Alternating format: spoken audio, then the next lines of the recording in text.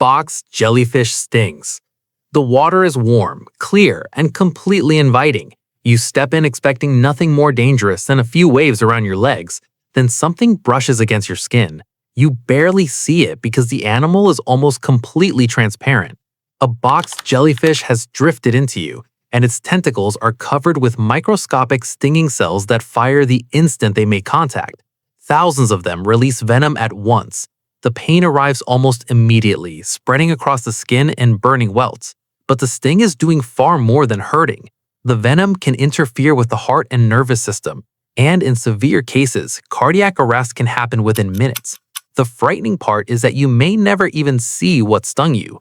You can be standing in shallow water, looking around for the thing causing the pain, while the venom is already moving through your body. By the time anyone realizes how serious it is, you may already be struggling to stay conscious. In tropical waters, something almost invisible can turn an ordinary swim into a race against the clock. Volcanic gas. You wake up in a quiet village situated near a volcano, with nothing unusual happening outside. No eruption, no lava, no earthquake, just another ordinary morning. But somewhere nearby, an invisible danger is already moving toward you. Volcanoes can release gases such as carbon dioxide, and under certain conditions, that gas can collect in low areas because carbon dioxide is heavier than air. So instead of rising away, it can spread along the ground and settle into valleys.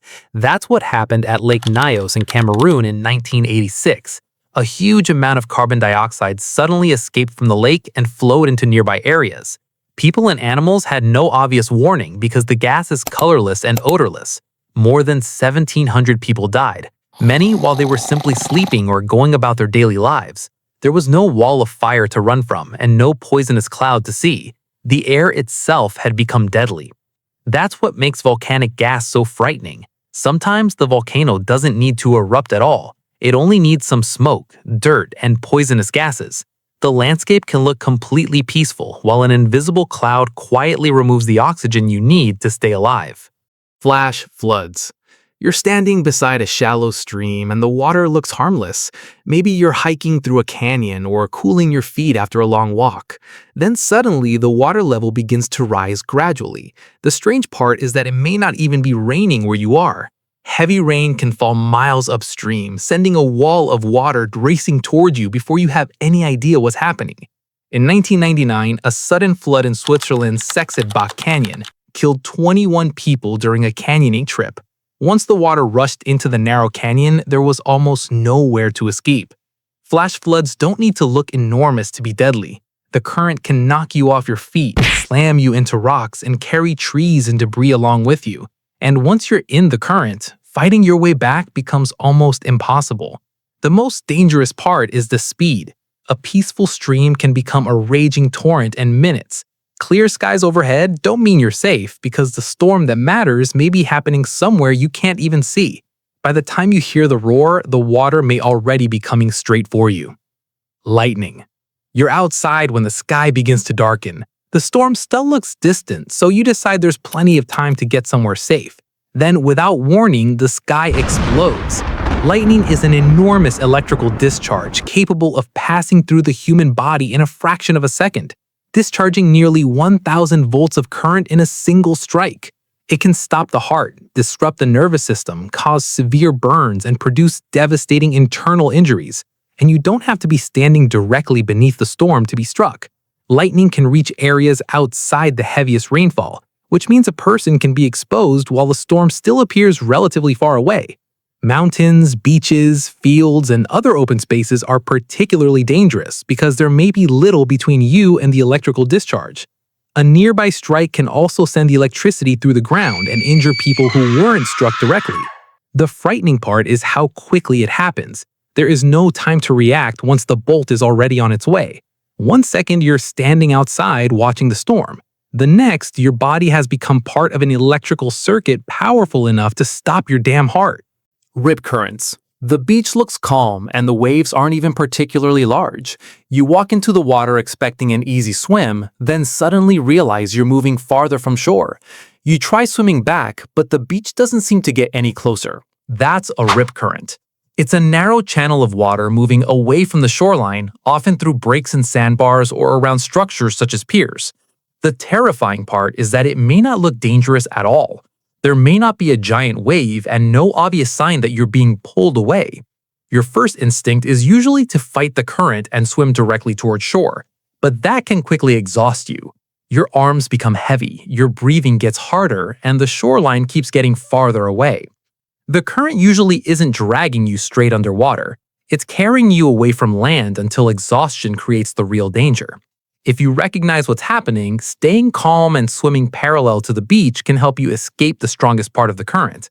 But panic changes everything. What started as a quiet swim can become a fight against moving water, because the ocean doesn't need a storm to win. Toxic algal blooms. You see a quiet lake on a hot summer day and think about getting into the water. The surface looks slightly green, but nothing about it seems particularly dangerous. Then you learn what's actually growing there. Certain algae and cyanobacteria can multiply rapidly under warm conditions and produce powerful toxins. The water can become dangerous to people, pets, wildlife, and fish.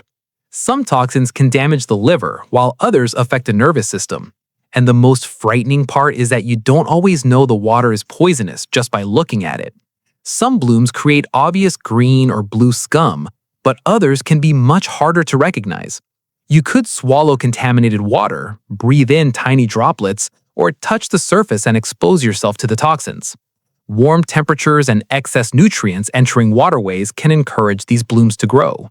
A lake that looked completely normal yesterday can suddenly become unsafe.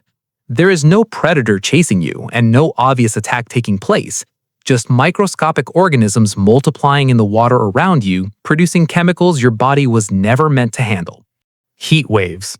The day starts normally. It's hot, but you've experienced hot weather before, so you don't think much of it. Then the temperature stays high through the afternoon and the night brings almost no relief. Your body keeps trying to cool itself by sweating, but eventually it can't keep up. Your heart works harder, you lose water and salt, and your internal temperature begins climbing. At first, you might simply feel tired, dizzy, or extremely thirsty. Then the situation can become much more serious. Heat stroke can cause confusion, organ damage, unconsciousness, and death. During the European heat wave of 2003, France experienced tens of thousands of excess deaths, with older people particularly vulnerable. Unlike a hurricane or earthquake, a heat wave doesn't destroy buildings or produce a dramatic moment that everyone remembers. It simply sits over an area for days, slowly pushing vulnerable bodies beyond their limits. Cities can become even hotter because concrete and asphalt trap heat long after sunset. The most dangerous thing about extreme heat is how ordinary it can feel at first. You don't see the danger coming, you just keep getting hotter until your body can no longer cool itself. Hypothermia. At first, the cold doesn't feel deadly. You're stranded outside, but you're still awake, still moving, and still telling yourself that help will arrive.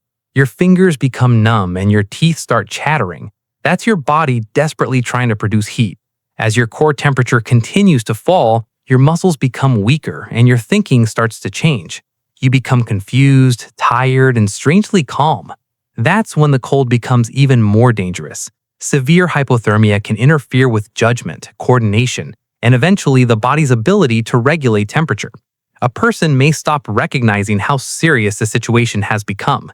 In extreme cases, they can become so confused that they make decisions that increase their exposure to the cold. Mountaineer David Sharp's death on Mount Everest in 2006 became a widely discussed example of the dangers of extreme cold, exhaustion, and altitude. The frightening thing about hypothermia is that there may be no dramatic moment, no explosion, no attack, just a gradual loss of heat until your body can no longer keep itself alive. What begins as an uncomfortable cold night can quietly become a battle your body is slowly losing.